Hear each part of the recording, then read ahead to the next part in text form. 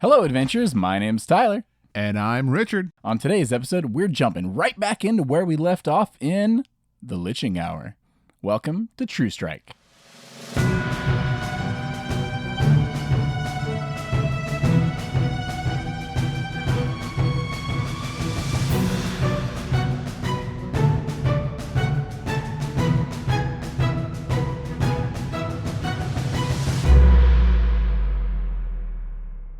Howdy, folks, and welcome back to True Strike.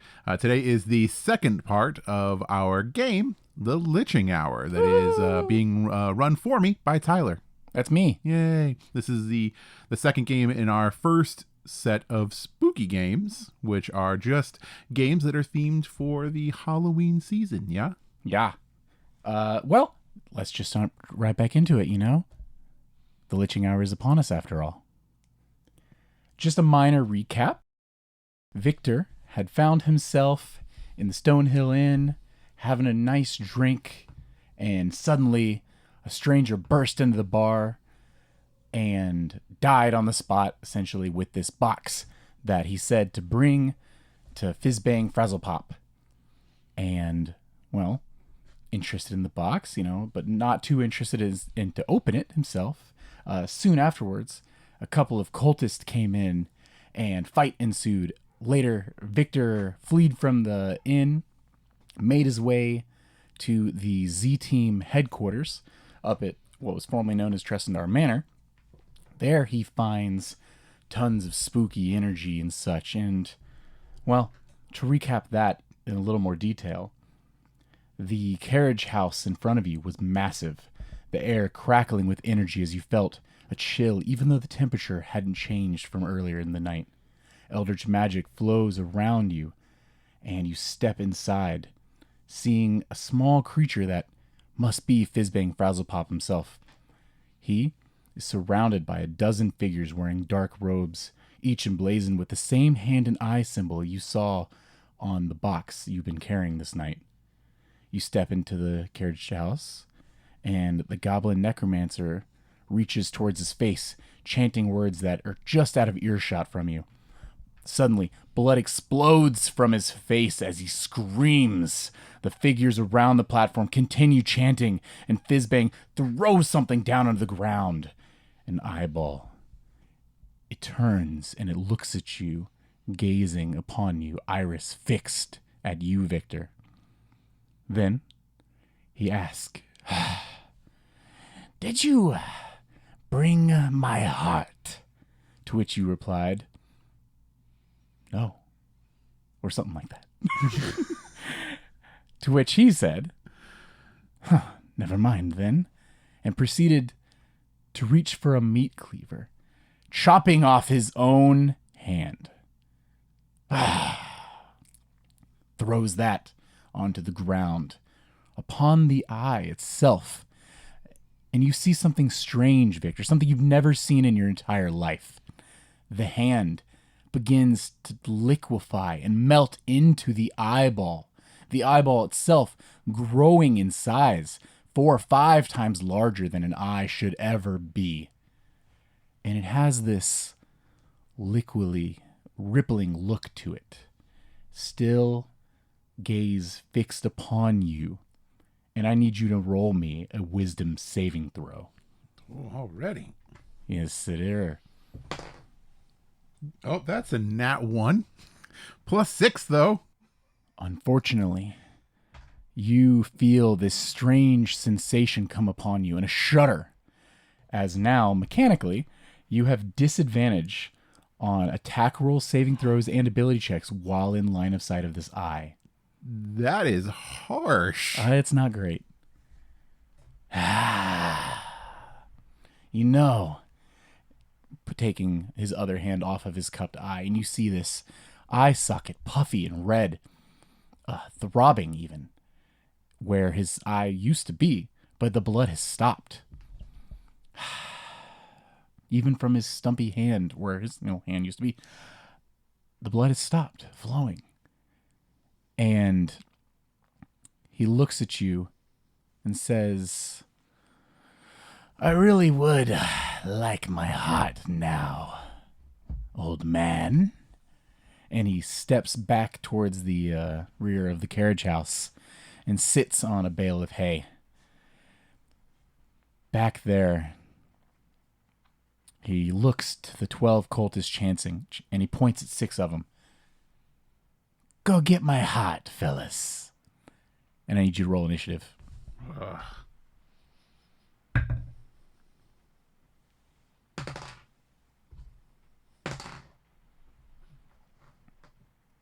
An 8 is the best I've got. I forgot you had advantage. Yes. All right, so these cultists are going to go first, unfortunately. I was afraid of that. So, one of them, actually no, all 6 are going to rapidly approach you. Though it doesn't look like they're trying to attack you or take you out of this fight, but they are attempting to grapple you. And is the box still in your bag? It's still in my bag. I hadn't Okay. pulled it out yet. No. They are going to attempt to start grabbing gear off of you, assuming that it is somewhere upon you. And I'm going to roll 2 checks, both with advantage, just to speed this up a little bit, as all 6 are just focused on this. I need you to make me either strength check, or sorry, athletics or acrobatics. Your choice. Now, what are my disadvantages? This is checks too? Checks So too. I'm rolling this at a disadvantage. Yes. So you're Okay. at disadvantage while I'm at an advantage. All right, so We're I have gonna a do this plus twice. 1 on Okay. mine. So you got to beat a 19. That's a 2 Okay. on my first roll. And So- just to see what the second roll is, Yeah, because of I'm course. curious. That's a 7. So Oh, yeah. these new dice are bad. We'll go with the 2. Have these new dice rolled anything for you positive? This is the first time I've rolled these Okay, dice. cool. And they Great. are a sickly green color, which I thought fit the theming here. Oh, it fit. I like it on my side, I guess. You know, Yeah. it's working out well. So I am going to roll a d4. Pick a number. Do me a favor. Take a d4 Okay. on your side of your tablet, so I cannot see it. Pick a number. Oh, that works. I'm going to put it on And the other put side of it the DM screen. face up, and I'm gonna roll a d4. If I land on the number, they find the box. Okay. I rolled a 1. Is that it? Take a look. I It don't is a 3. Okay. So we're gonna do this again as Again. they start reaching. I'm gonna say at that point, one of them does reach inside your bag, feeling for this box, but instead, what do they grab? Candy. Just a fist, an ungodly amount of hard candy Of that hard butterscotch. no one should have this much candy, though it is Liar's Night. If there's ever a time for this This to is be it, yeah. normal, this is it. That's the trick. Not And the that's treat. what gets a treat. Well, let's find out. Here again, roll disadvantage. I'm going to roll with advantage as they reach a second time. That is a 16 for the highest. That's a 7. We're going to do this game again. I'm going to say 3 is not an option. Okay. I've already selected my number. It's behind Okay. the screen. I rolled a 2. It's a 1. Ooh. So they're reaching through, and yet they still don't find it. What do they find, Victor? So, here, let's see here. They will find... What could it be? What could it be? What could it possibly be? All right, what we're going to do here is go... Yes. Oh, there's a dice roll involved. I want to see what they get. Ooh. It is a antitoxin.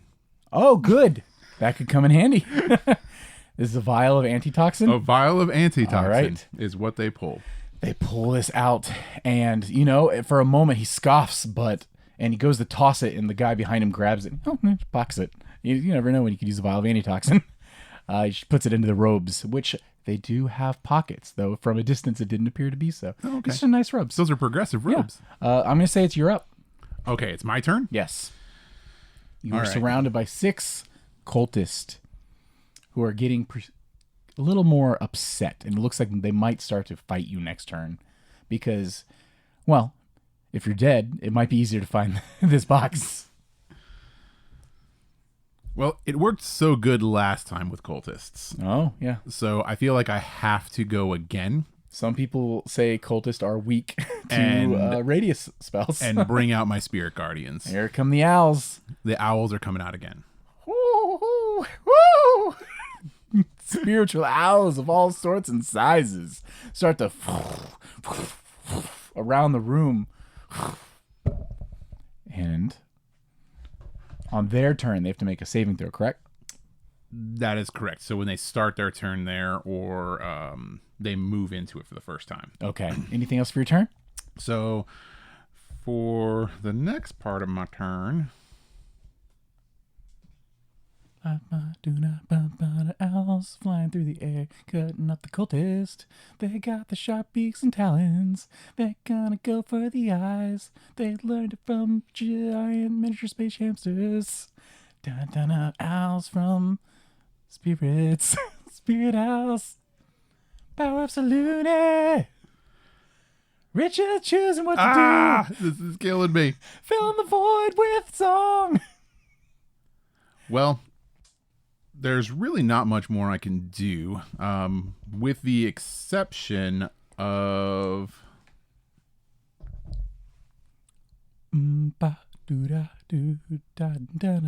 Richard's still thinking choice paralysis. This is common in Dungeons and Dragons, folks. Sometimes you got so many options, it's hard to know what to do. I can't do that, so that's the end of my turn. That's the end of his turn. Yeah. All right. You look over and Fizzbang just sitting on the edge, not worried at this point about his wounds, just staring there with a crooked smile, watching, awaiting his heart. On this turn, the 6 cultists are all going to take attacks at you. Actually, that's a lie. Half and half. So I'm going to do one. Oh, so we're still grab going for at the box. Yes. Okay. So Okay. highest I got was 7. You have a chance. All right. 17 on the first roll. good. So we're getting better on the die. Yes. And a 9 on the second. Hey, this time So you're able to still not shift, great. Seeing 3 of them coming up, and only half of them, you can dodge 3. 6 was a little issue, but three cultists, no big deal. You manage to pull away. They can't even get to your bag, and they push them off with your shield and the slider off your armor. The other 3 though are going to come at you, and I'm going to make 3 attacks against your AC. Okay. First one is an 11 to hit. Does not hit. 12 to hit. Does not hit. And a natural 20. Does hit. Okay. Now, they're starting their turn in here. Yes. Yes, they are. Let's see if they even let's see if that even hits. Huh. Good point. All right. What's the DC? So the DC is I got to make 6 of these. 14. 14. And these ones have a -1 to this dex. So that's a 5, an 8, a 6, a 9, a 10, and a 6. All 6 have failed dramatically. So the damage on Spirit Guardians is 13. Oh, okay. So the saving throw wasn't necessary because your owls have just eviscerated, and there are just shreds of cloth and viscous fluids in skin. Let's be real, all over the ground as these spiritual owls have torn asunder these men from this world. They're just dead, just dead. I really didn't want to have to do that. Fizzbang does, the smile drops, and a sneer comes upon his face, and he snaps, and the other 6 stop chanting and start going towards you. I'm gonna go ahead and say, oh shit, I have to bleep that. You would get another turn because these 6 are looking at you. They're going to approach, but it is actually your turn. So is the eye goo thing? Is it staring at you? Yes. Yes. It's 100%. still staring at me right now? Yes, it is. Okay. Intent, red iris now fixed upon you, like Sauron's gaze. Okay, if that's still staring at me, It's still staring. I need to try and do something to it. Oh, what would you like to do to this goopy eyeball? So that is just blunt damage. And I don't want to do that. I want to see, I feel like this might require some, it feels like it needs radiant damage. Okay, you could certainly try that. So I want to try and cast Guiding Bolt on it. All right. Refresh. Attack rolls? Am I making those a disadvantage as well? Absolutely. I don't like this. First roll is a 21. That's actually pretty good. Okay. Yeah. All I got to do now 21 might hit a gloopy eye. is get better than that or equal to, I would feel. Sure. Not as good. That's only a 12. And only a 12. Yeah. Okay. This eyeball is going to use a... Oh, do I want to do that? Crap. Yeah. It's going to use a legendary resistance. Oh. And it is going to... Well, a legendary ability. It's going to add 5 to its AC, and you're going to see as this attack comes, it just... This dark shroud appears over it, and your attack just dissipates throughout it. Okay. How far am I from Fizzbang and Eyeball right now? You're about 15 feet from Eyeball.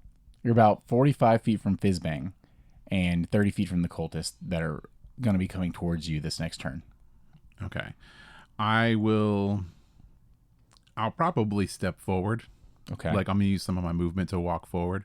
Probably Sure. put myself within, I would say, 10 feet of the Eyeball. 10 feet. So you're going 5 Well, feet you forward? said 45 for Fizzbang? Yes. I want to get within 30 feet of Fizzbang. So I'll step So you're forward going 15 to feet. the Eyeball. So I'll step up close to the Eyeball. Like stepping distance. And it is looking up at you. Yeah. A towering giant over this cursed eye. I'm going to get up on it, yeah, because I'm Okay. thinking I might want to try and stomp on it next turn, perhaps. Okay. So, yeah, I want to move up. Okay. You could just leave the carriage house now, and we can part ways amicably.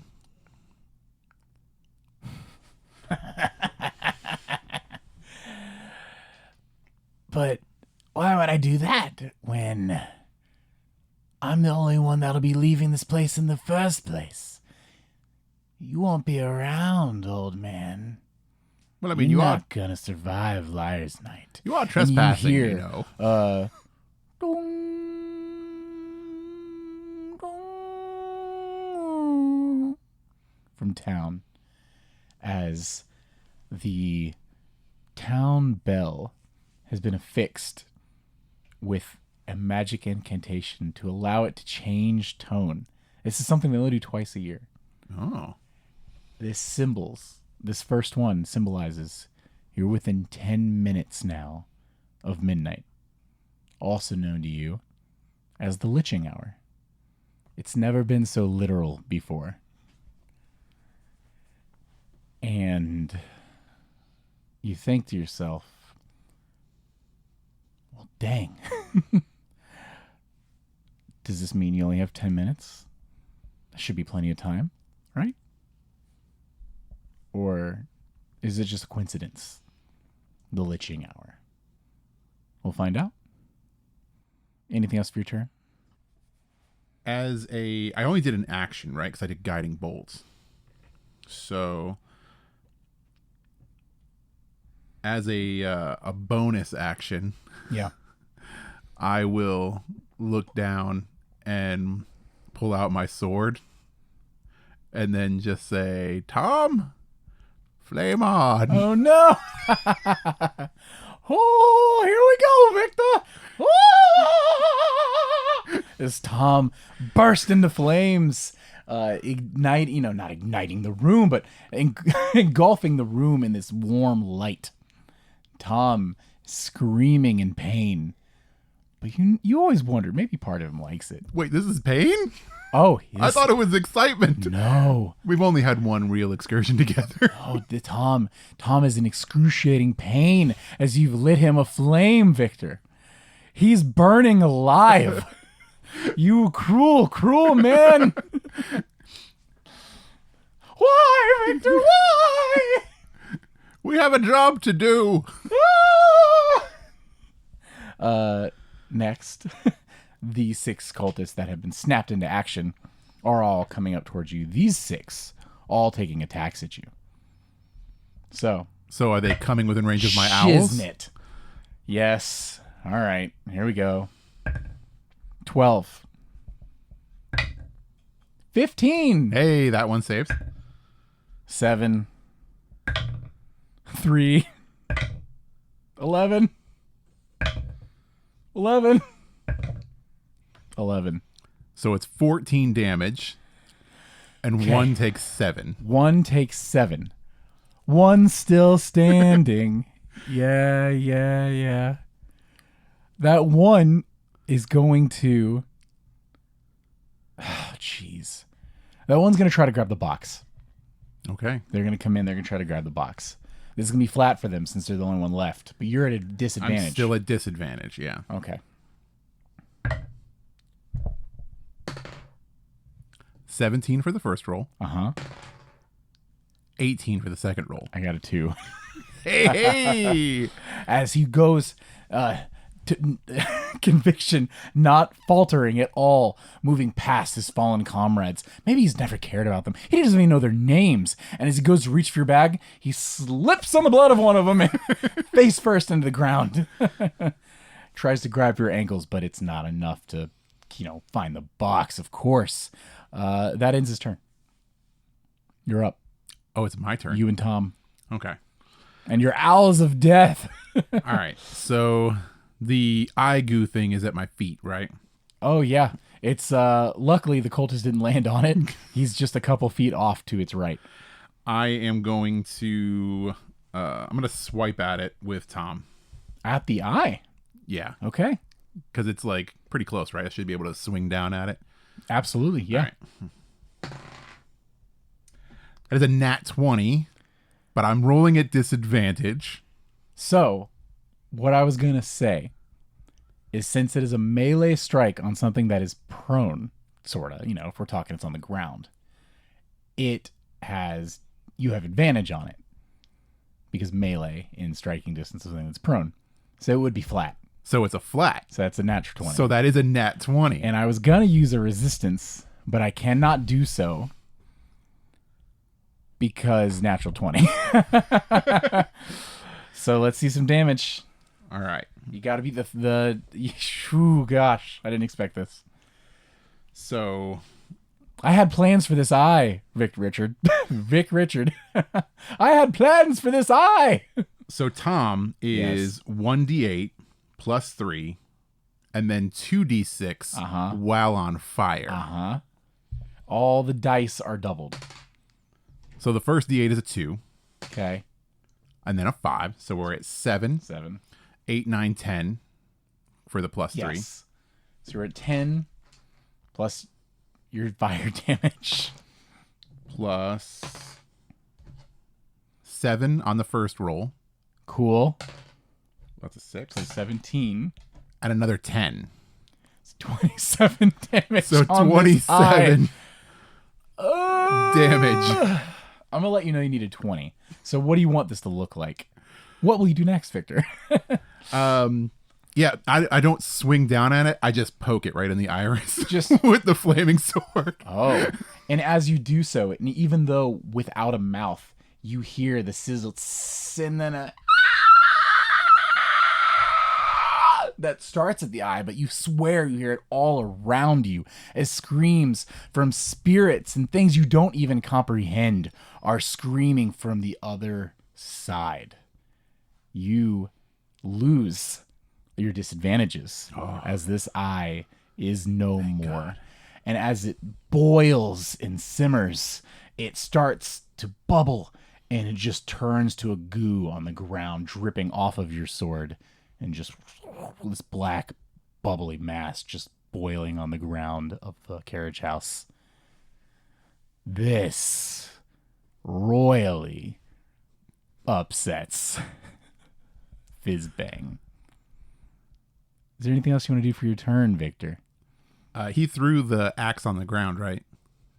After he chopped off his hand? Yeah. He didn't throw it on the ground. He put his hand over a table, chopped into the table, left it on the table. Oh, left it on the table. Okay. Yes. Grabbed his hand, threw that on the ground. So I'll point over at the axe on the table with Okay. Tom. All right. And I'll just point over it and like, the axe is over there if you wish to chop off a few more parts for me to stab.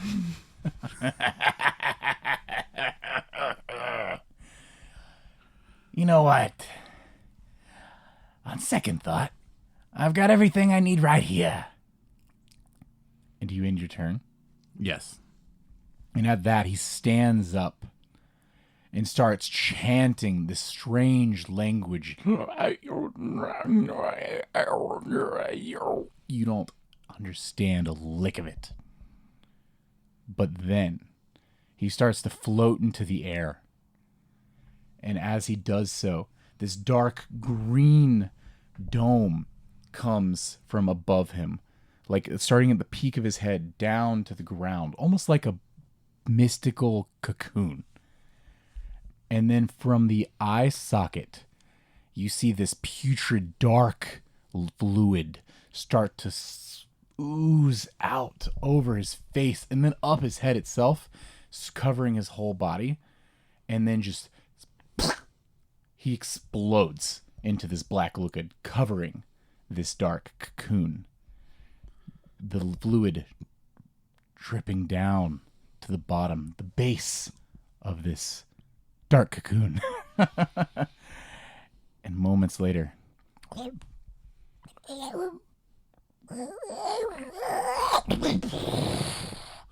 cocoon shatters, and standing before you, 6-7 foot tall, is this dark humanoid creature resembling Fizzbang, but half the face is skeletal. Where his hand once was, there's a hand made of, is that bone? It's hard to say. Where did this come from? And the eye socket is now this vibrant red glow, like the fires of Avernus staring into your very soul, Victor. And you hear, the goblin did it. I know what you're thinking. No, I'm not Vecna. You can't summon Vecna with such simple tricks. You can call me Fakena.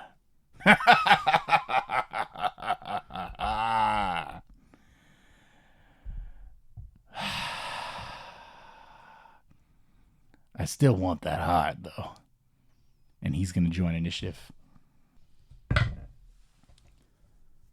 He got a 15. Ugh. Which places him above you. Oh, yeah. He's going to move into combat with you. Oh, he's walking towards me, you say? Oh. Walking towards you. No. No, he doesn't even touch the ground, Victor. Fakena floats rapidly in your direction. And he is going to, see if he can save against these owls. With a natural 22. Sorry, natural 18. Dirty 22. A dirty 22. The dirtiest of 22s. Fakena is going to take 7 damage. 7 points of damage. Now,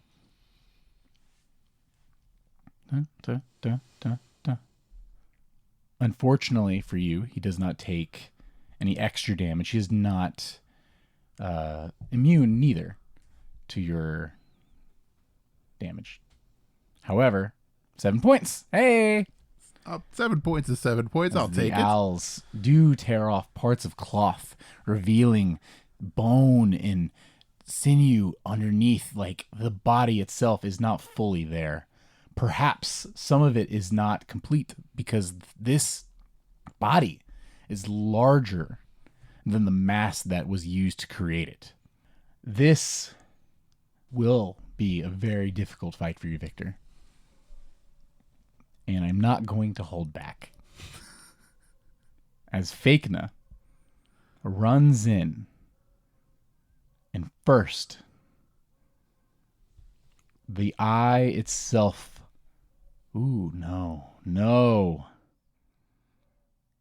The hand starts to glow as he's moving in. Whew. This is +9 to hit. Yeah. That is a dirty 27. That definitely hits. Okay. As you are immediately struck, he points his hand towards you, and out of 2 of his fingers on his left hand, these sickly green beams hit you right in the chest, and even through the armor, you can feel the skin beneath it burning away, Victor, burning. And you take 8 points of acid damage. And for his second attack, No. He only gets 1. no, unfortunately, he gets more than 1. Fortunately, you didn't give him the heart yet, or it would be more than 2. He is going to now. You see the red eye starts to glow once more. This red, fiery red energy. And I need you to make me a very, very important wisdom saving throw, Victor. All right. 21. A 21 does, in fact, save. You needed a 17. Oh. Yes. However, you are going to take half damage as this eye sees not only through your defenses, but into your soul itself. Oh, Victor. You've always been one of my favorites. I'm sorry to do all this to you. As you take, relatively low damage in 4 points of fire damage. This could have been much worse had you not succeeded and I rolled better. All right. You're up. Okay. As my action, I will channel divinity for Twilight Sanctuary around me. Now you are already in very, very dim light. If that matters to you. No, it's I'm doing this for temporary hit points. But for movement's sake. Yeah, for movement's sake. The interior of this carriage house is all dim light. Okay. Hey, it's what I wanted. So I rolled a 5. That's good. So that gives me 11 temporary hit points. That's fantastic. Wow. All right. As a bonus action, Right. I will cast Spiritual Weapon. Which, of course, is not concentration. Not concentration. However, I need you to make me Constitution saving throws for the last 2 attacks. Oh, for the last 2 attacks. I forgot about that. Okay. For your owls. I am a warcaster, so this is at an advantage. Correct. Neither of them was over 20 damage, so you just need a 10. That's a 10. Cool. And a 19, just because. You got both. Yeah. I'm not. Yeah. Good. All right. You got the owls. The owls. That's not owl sounds. The owls still flutter. One of the owls is sick. All right. So my spiritual weapon is the moon with it's a mace with the phases of the moon on it, essentially. Yes. For I meant to ask you, does it are each of the faces around it, or as it swings, do the phases change? It's all around it. So Okay. basically, like the axe heads, Right. like vary around the axe itself. Cool. Of the different phases of the moon. All right, so that was my action. My And your bonus bonus action action. to cast spiritual weapon. Right. Now And- spiritual weapon will swing at Yes, him. it will.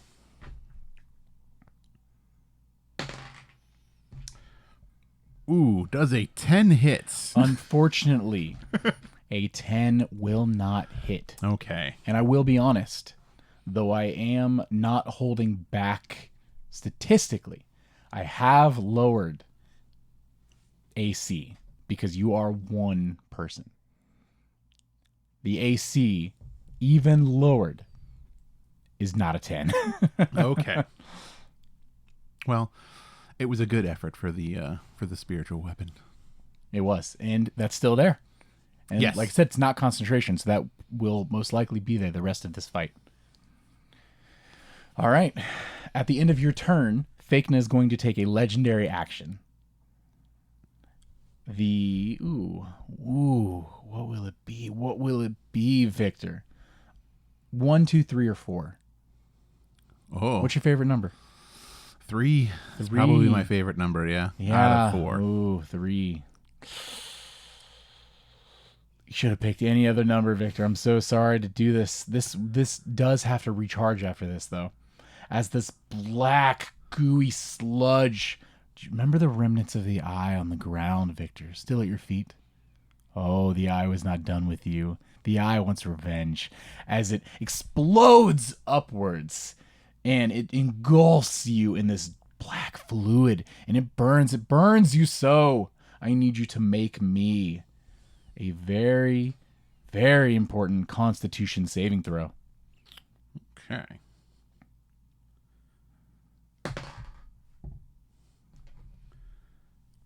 So it's not great. That's not good for you, my friend. We are, with my plus, at a measly 10. Okay. That's a 1. 6, we're at 7. We're at 13. We're at 23 points of acid damage. How are you feeling, Victor? Other than the burning sensation all over your skin. I'm still standing. Barely. This is it not only is on your skin, but it gets into the crevices of the armor and even sits. You know when you get water in your shoe? It sits in your shoes. The sneakers, Victor. I'm getting swamp foot. It burns. In the sneakers. Exfoliating, though. Exfoliating acid damage on the feet. Now, for his turn. He's got to make a saving throw. He does have to make a saving throw. I'll take every little bit I can. Oh, wait. Let's see if I you took keep damage. Let's see if you keep the owls. That's right. This is an advantage. A 19. A 19 will And an do 18. It. You're rolling hot now. All right. Not when it matters. All right. Just for the owls. Oh, Victor. You think these owls can even touch me? Oh, it was half damage with the owls. Because it's the start of his turn, right? Yes, start of his turn. Okay. Let's see what he gets. He got a 13. So that's full damage owls. It's full damage owls. It's only 13. 13's good. It's better than before. All right. 20. Okay. What to do.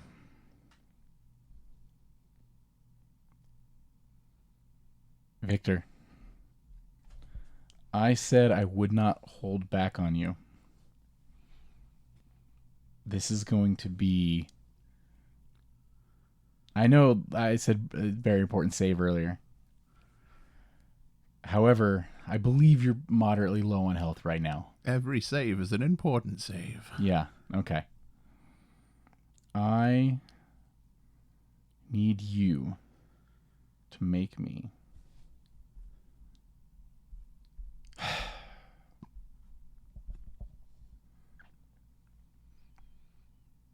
a dexterity saving throw.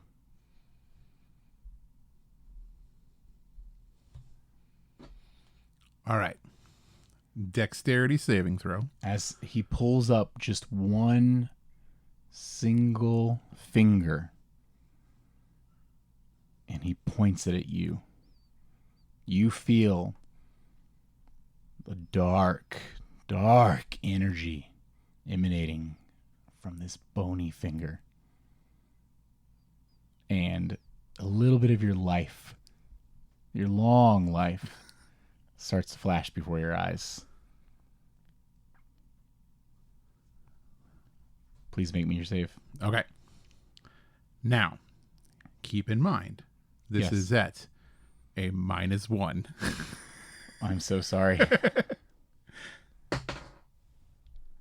For a grand total of 4. All right.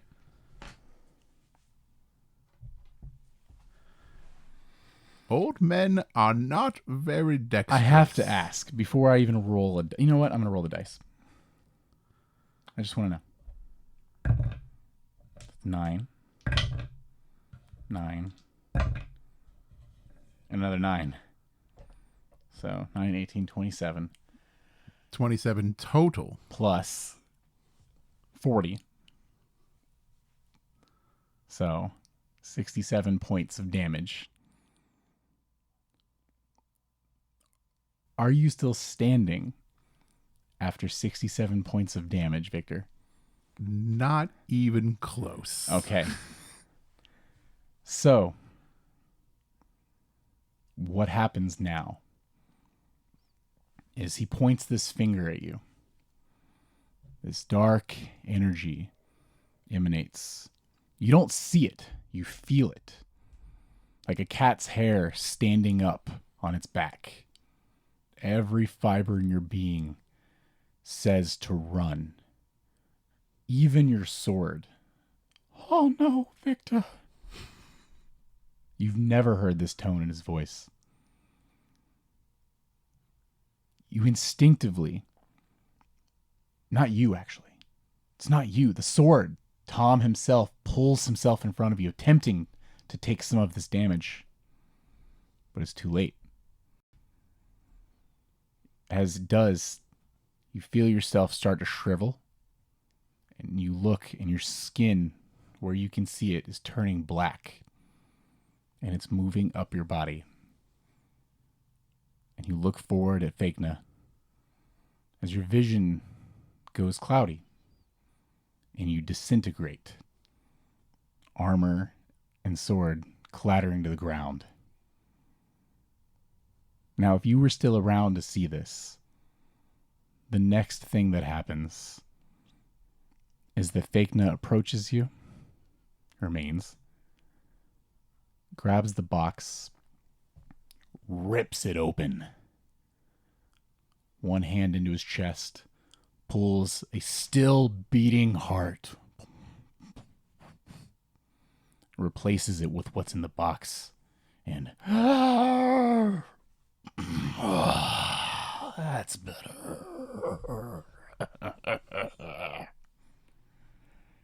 And he steps out into Phandalin. And that's where we end tonight. I'm so sorry, Victor. But what of Tom? Tom left alone in the carriage house, screaming, though none can hear him. Perhaps Joe will find him the next morning. This is Joe's fault for not locking the carriage house. But, yeah. I'm sorry, Victor. Though, we will end with not only him stepping off into Phandalin, but a dong as the Liching Hour is upon us. 12 o'clock. The last bell has rung. for you, Victor. Thank you for playing. So yeah, is there anything you want to say to the fine folks at home? The Liching Hour is very dangerous. Very dangerous indeed. Yes, it is. And now, in this shared world we've built up, there's a new threat walking amongst the populace. A dangerous foe indeed. Oh yeah, home base is in danger. But thank you everyone for listening. Make sure you tune in next week to see how Richard destroys one of my characters from a game that he runs. And if you are listening to this on Halloween, happy Halloween, or happy Liching Hour to each and every one of you. For now, I've been Tyler. And I was Victor. And we've been True Strike. Goodbye. Hello, adventurers. Thanks again for joining us today. Please be sure to give us a follow on your favorite podcasting platforms and YouTube. If there's any questions you'd like to write into the show, you can hit us up on Threads or Instagram. New episodes release every Tuesday at 2 p.m. Eastern. Thank you for listening to True Strike. And thank you again, Richard, for playing. Testing, testing, testing, testing. Hey! Wow. What? That's a very specific voice. Have you ever played Mega Race? No, I don't know. I have not. What's that game? It Is it even a game? It was an old PC game. And Okay. that's what the announcer sounds like. Hey! His name is Lance Boyle. Lance Boyle here. Not like that? Yeah, no, get it? it's probably more extended. You Lance a Boyle. You do it. You just did it. No. Hey, Lance Boyle here. Is it really? Yeah.